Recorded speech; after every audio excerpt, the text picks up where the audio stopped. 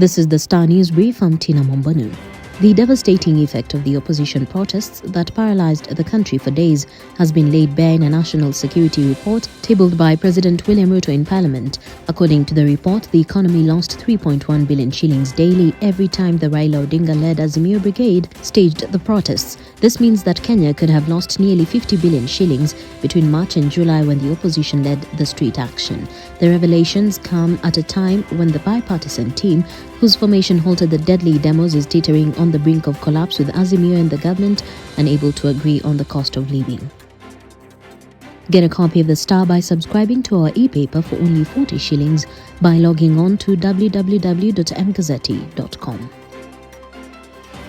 The bipartisan talks between President William Ruto and opposition chief Raila Odinga on Thursday hit a first major stalemate as the peace initiative teeters on the brink of collapse. What was the last stage of report writing for the National Dialogue Committee was cut short as the two sides sharply disagreed on the issue of cost of living.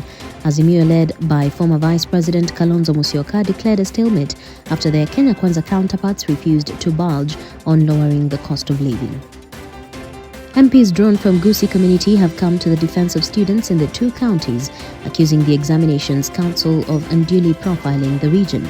The lawmakers claimed the cases of irregularities being reported from the Kisii and Nyamira counties are not only blown out of proportion, but also a ploy by some people to undermine education, CS Ezekiel Machogu. The over 10 legislators, led by National Assembly Chief Whip Silvanus Osoro, condemned what they termed the indecent handling of candidates disguised as frisking. Former Independent Electoral and Boundaries Commission Chair Wafula Chebukati has said technology can never cure impunity in elections, despite it having greatly enhanced transparency and accountability.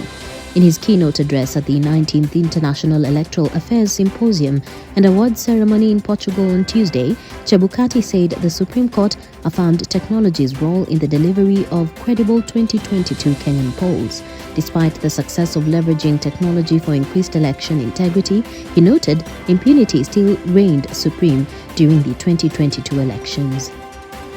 And 9 people have died and 400 displaced in Migori County as floods continue to wreak havoc across the country.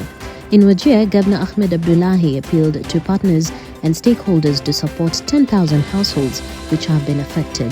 This even as the weatherman yesterday said the rains are expected to slightly subside towards the weekend, easing rescue efforts. In Migori County, a body was yesterday picked at Thin Jope area in Uriri constituency after it was swept by the flooded Oyani River. Get a copy of the Star by subscribing to our e-paper for only 40 shillings by logging on to www.mgazzetti.com.